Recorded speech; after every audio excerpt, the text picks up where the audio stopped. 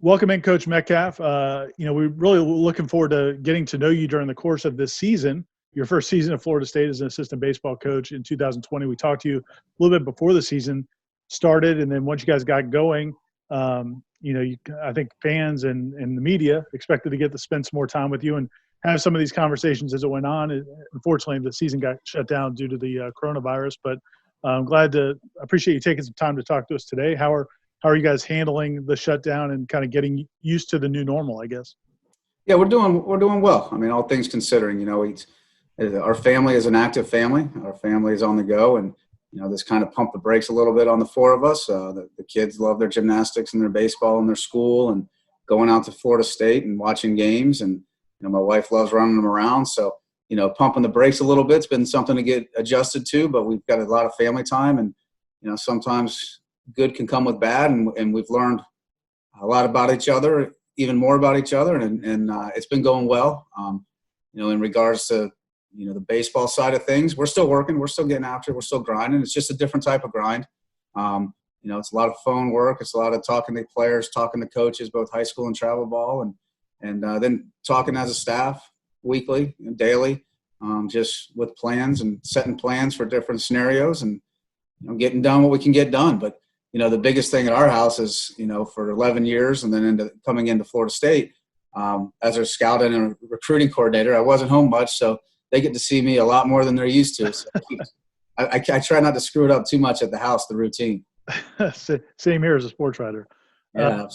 I want to go back, and we touched on it a little bit when we spoke to you back before the start of the season. Obviously your dad, Clyde Metcalf, as a Hall of Fame coach, over 900 wins at Sarasota High School. Is that correct? Yeah, I believe so. I guess if you could just talk a little bit about growing up. Were you one of those kids who was at the park every day and kind of having to bat boy and all that, or oh, yeah. Was it separate? Yeah, absolutely. So I spent every free moment I had at the baseball field with the Sarasota High program as a bat boy. I played, obviously, but the amount of games that were being played back when I was growing up on the weekends wasn't nearly as much. So I had more free time than maybe this day and age the kid may have at the same age. Like my son at 12 years old, he's not out there as much as probably I was growing up at Sarasota High. It was a blessing because I grew up around a lot of great coaches and a lot of great players. I didn't mean to learn, but I did learn how a winning program was run. I didn't realize it till later in my life, my career, what that was like and how I could use that to help myself in my career, further in my career. I grew up around great players. I wasn't a great player. I was an overachiever that started 1 year as a senior. I had guys that were in front of me that were both played pro ball that are still good friends of mine that were good baseball players. They were better than me. So I learned what it was like to be the guy that's not playing every day over that part of my career. But just watching the work ethic, watching the coaching staffs, he's had a pretty strong nucleus of the same 4 or 5 guys with him throughout his career, and the importance of the assistant coaches along with the head coach and how those roles are very important, and understanding what you have to do based on what your role is and how it's defined helps me coming into this year as a coach, and I understand who the boss is, and I understand the vision, and it's my job as the assistant to not only believe in the vision, but also support the development of that vision. And your dad also went to Florida State. So is that why you grew? I mean, because you grew up a Florida State fan, right? Yeah. So he came here as a student. He graduated from Florida State, and from as far back as I can remember, coming up here with him and Eddie Howell, who actually pitched at Florida State, was my dad's mentor and best friend, and my dad's pitching coach back after he stopped being the head coach at Sarasota High. So his family and my family coming up here as far back as I can remember, and going to football games and going to baseball games. And but yeah, it was all based on my dad graduating from here and Coach Howell also being a Florida State alum who pitched here at Florida State. See, and you talked about the challenge, I guess the difficulty of making the decision to switch from what you had been doing. Well, I guess let's start there. You spent most of your career before Florida State in scouting. I know you coached before as well, but it's been a long time. 14 years in scouting? 11 years. 11 years in scouting. Yeah. Yep. What is the life of a scout? I mean, we see them, like if you go to Florida State games and you know where to look, you see the scouts with the guns, or maybe at high school games, people see scouts, but I don't think many of us know what that life is like. What was that like? And I know you're a cross checker. If you could explain what that is a little Yeah. bit. So my first 6 years, I was an area scout, where I was able to work out of, at the time when I first started, I was in Lakeland because I was coaching at Florida Southern. And after, I think it was 2 years, we were able to move back to Sarasota. But as an area scout, about 50% of your mornings, you're waking up at home. You're getting your family out the door to work and to school. And then you're on the computer, on the phones from about 8 in the morning until probably 12 o'clock. You grab a quick bite to eat at the house, and then you drive and you go to Orlando, Tampa, Miami, wherever it may be. You drive, you're on the phone the whole drive to the field. You're with a bunch of your biggest enemies, right? They're different teams, but also your closest friends. And you sit around and you watch baseball and you evaluate and you make observations, and then you get back in the car and you either head to a hotel for a 5-day road trip or you head back home because you got to go a different direction the next day. The big thing about being an area guy is you start the process. You're the person that gets everything rolling for the front office in regards to the bio, but also the reports you're writing to identify players that need to be seen by the cross checkers, the national guys, scouting directors, and higher ups. And then it's your job to then coordinate where those guys need to go when they come into your area for a 10-day run. After 6 years of doing that, I was promoted to be a cross checker. As a cross checker, I oversaw Puerto Rico, Florida, Georgia, Mississippi, Alabama, Tennessee, and then last year also South Carolina. And the bottom line with that was anybody that our area guys thought should be drafted and considered in the first 8 rounds, I had to see. I had to help coordinate the national guys and the scouting directors and the front office people of where they need to go and who they need to see and that we would consider in the top 3 or 4 rounds. And basically was, just coordinated, just having guys going left and right throughout the region. I ran our regional meetings. We'd set up what we call the board for the Southeast, top to bottom. Then I presented that for 14 days in San Francisco during the draft meetings, and kind of as we blended each region, all 4 regions in as one. So how much of it, and I assume it's similar evaluating players for college versus evaluating players scouting for major leagues in terms of, some of the things you're looking for. How much of it is science and how much of it is like checking off boxes and how much of it is an art form, and kind of what's the process like? Yeah. So it's, you have to everybody's going to establish their own beliefs on what players should look like and how they should go about their daily routine in their business. You can talk about bat speed, you can talk about power, you can talk about arm strength, defensive skills, how they run. But then you can dive a little bit deeper into that. And for me, I was fortunate with the Giants. John Barr hired me, scouting director, had a ton of success.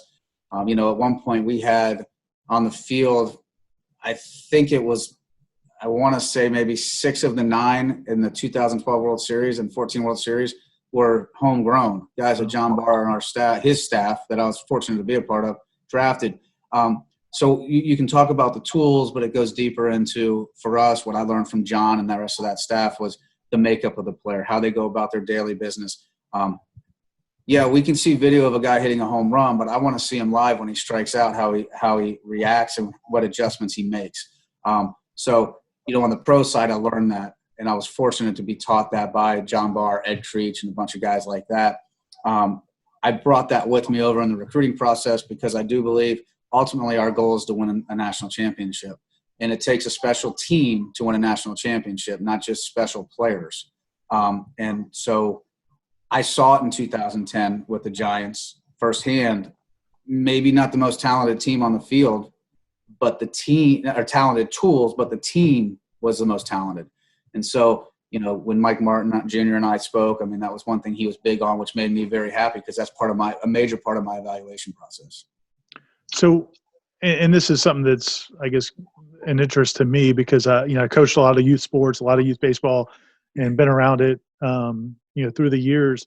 So if you're evaluating a player and the tools are there, but there's immaturity and things like that. How does that factor in? And is that something you ever talk to the families about or anything like that, or is that off limits in terms of? No, I mean, I don't think you identify face. I don't think you have to identify, hey, I feel your son's immature.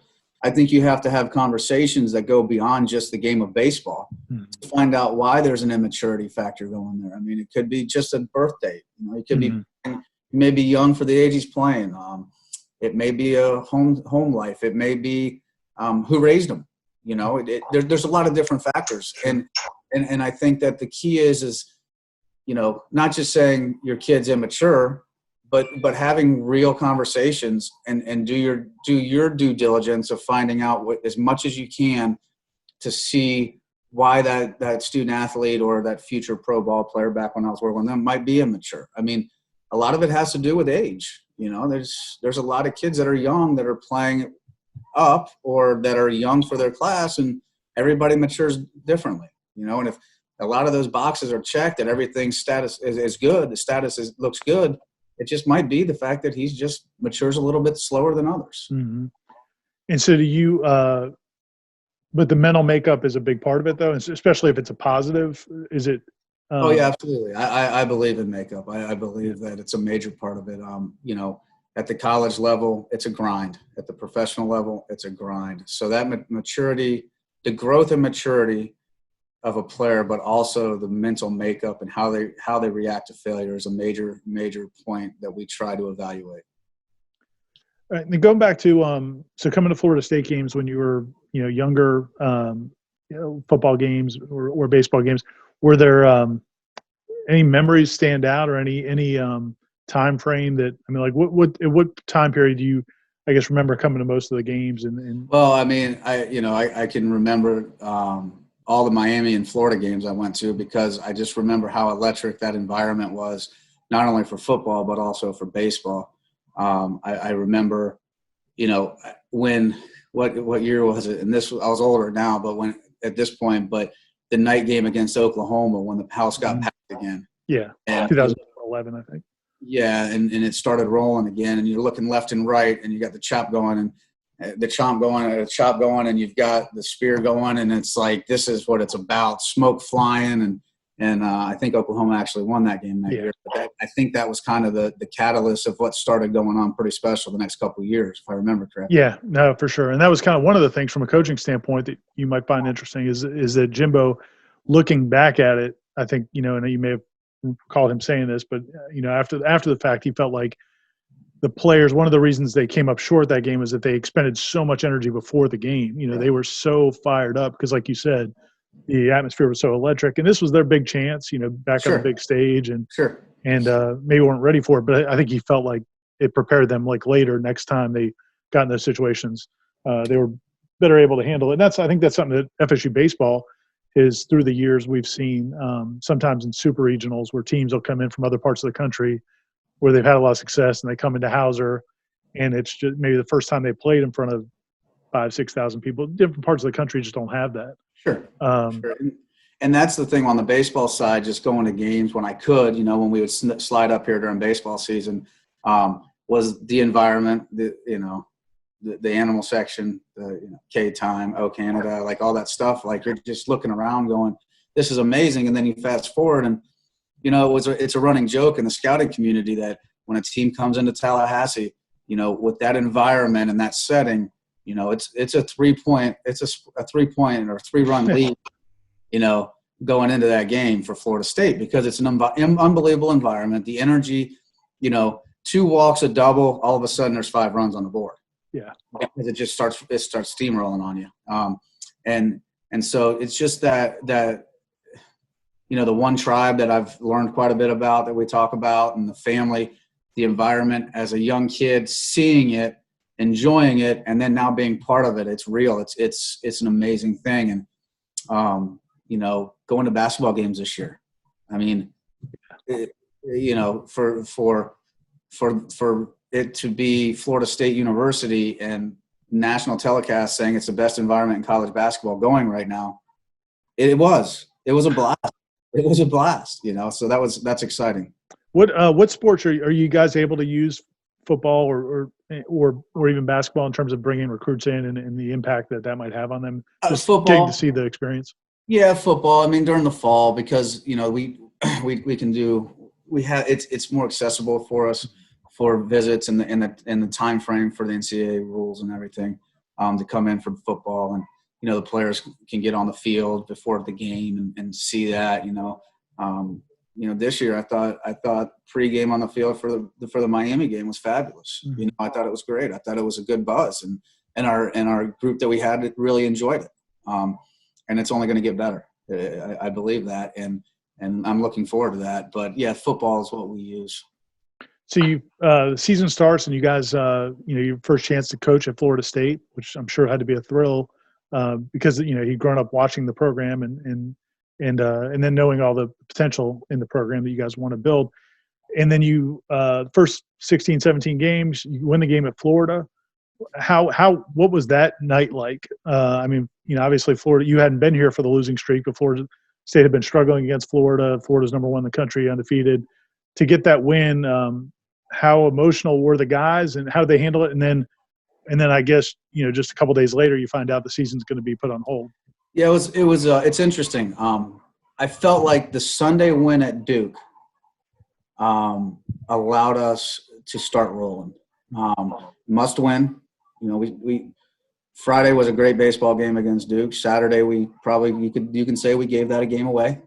And then Sunday was a must win, and we went out and the guys realized, we can do this. You could see it in their eyes as that game continued on. You get to Gainesville, everybody knows about the streak. You hear about it.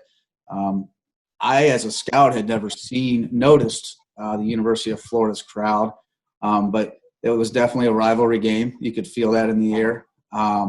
And our guys never, they from first pitch to last, it was an intense baseball game. It was, for a midweek game, it was, I got to imagine, as close to playoff baseball as you're going to get with a 2-0 game and both sides pitching well and playing defense. And, we scattered hits, but at no point did any guy on that team, on our roster, did you look in their eyes and did they look concerned of the situation or the environment or the space they were in at that moment. And that was very exciting for me as a coach. And I know the rest of the coaching staff. And obviously when you win, you're excited, you get on the bus. And then we got to pull back into Tallahassee at midnight knowing that Illinois State's the next day. Yeah.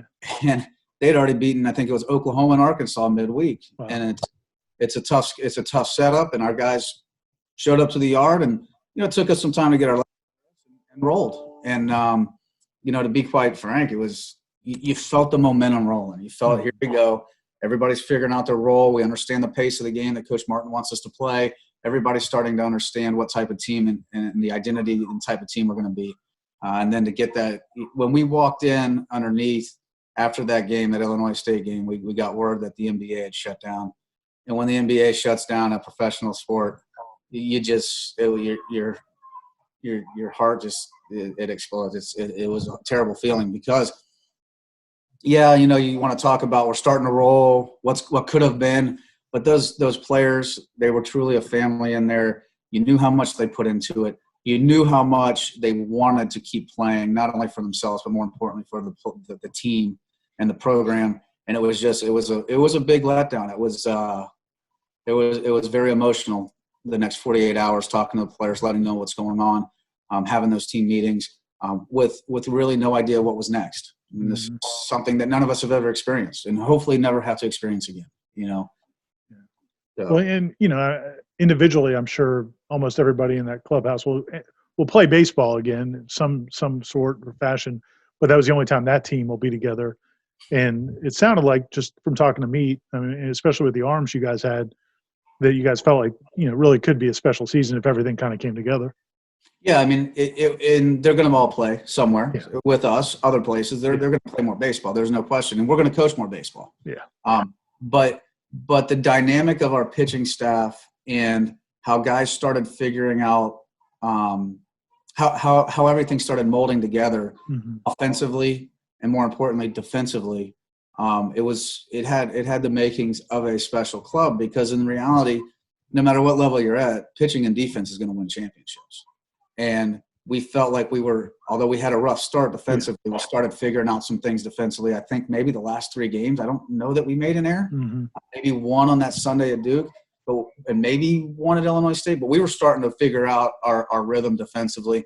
And offensively, we had some strikeout numbers. They were slowly starting to come down. But more importantly, we were starting to get two-out hits with people in scoring position because guys started to believe in the process and believe in each other. And so, yeah, we felt like it was starting to get going in a very positive direction, and we were excited about that.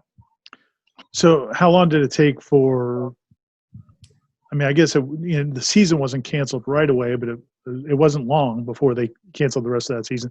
But then I guess there was a period of time where you thought maybe they might let the conferences – there was some hope that the conferences might have some sort of at what point did you guys start transitioning towards, okay, we need to start looking to the future?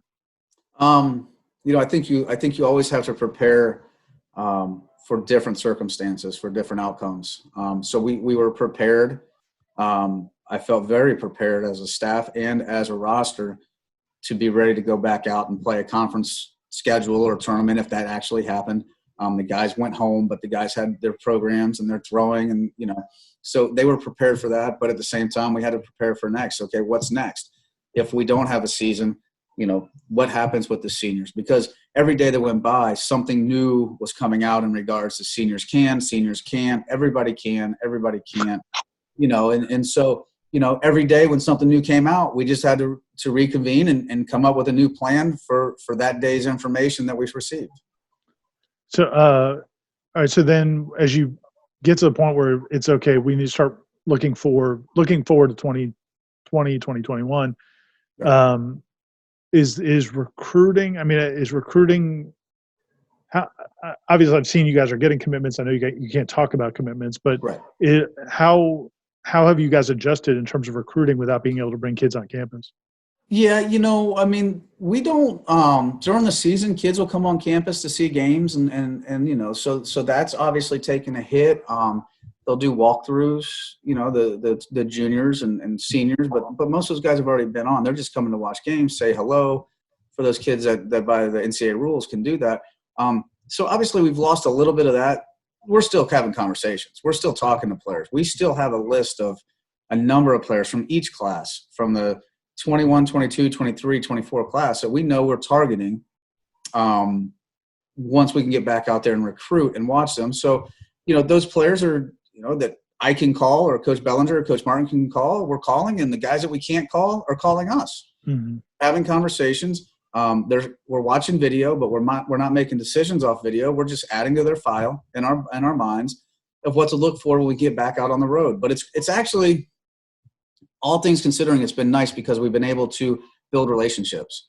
We've been able to talk to the parents. We're not in a rush. I'm not on a bus or trying to bounce. So you got to make a positive out of a negative somehow, right? So we've taken our time on this to slow down and really get to know these kids because, again, we feel that makeup is a very important part of our process.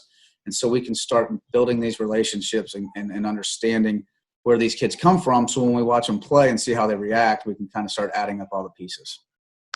A lot of times in football and baseball, recruiting doesn't get covered to the extent that football recruiting does. But, a lot of times the recruits in football recruiting will talk about, this was my dream school. This is the coach I have the best relationship with, or those type. It seems like it's a lot of maybe softer factors. Is baseball recruiting like that, or is it more about what you guys can do for them in terms of either opportunities or coaching ability or development? I think obviously development's a factor with these kids that we're recruiting. And I believe the staff, the Coach Bellinger and what he's done in the past with his pitching staffs that he's worked with and the offensive output that Coach Martin Jr. has had his hand in and the success those guys have had going on to play professionally. That proof is in the pudding. So I think it still comes down to relationships. I really believe that. And there's going to be some kids that just don't interact the right way with us, and that's okay, because those guys are going to be stuck with. They're going to be with us 24/7, really. Yeah. If you think about it. So you got to have a good relationship. You got to have a trusting relationship. We're very upfront. We're very honest. and we just get to know the players. So I think relationship, even in this sport and baseball, is very important. The development factor is important, but again, at Florida State, the offensive side of it and what players have been able to accomplish here and then go out and play in the big leagues, not just, pro ball, but in the big leagues. And then the pitching side of it, the resume that Coach Bellinger's put together. I mean, that side of it, that's an easy discussion to have with those guys. And then we can move on to building that relationship and figuring out these kids' makeup. Awesome. So, are you guys spending time kind of watching the developments of the world in terms of like when things the discussions about when schools might open back up or that type of thing, or do you just kind of wait and, hey, let us know when we can come back? Yeah, absolutely. Every day. I mean, I follow not just the world, but state by state, what's going on in Florida, what's going on in Georgia and Alabama, because most of the tournaments that we would cover in the summer are in those three states. There's some others that are in other states because of Team USA or something like that, but those are our three major hits for where we go and recruit in the summer, where the tournaments are. So we have to follow what's going on in those states to have an understanding, understanding where we might be able to go and win. Gotcha. Awesome. Well, I appreciate your time, man. And I know you're busy with work, but then also homeschooling your kids and everything else that dealing with the new realities of life. And, no problem. Anytime. It's all about multitasking. I appreciate it. Well, thanks for your time, man. And we'll talk to you soon, and good luck with everything this offseason. Thanks, bud. Be safe. You too.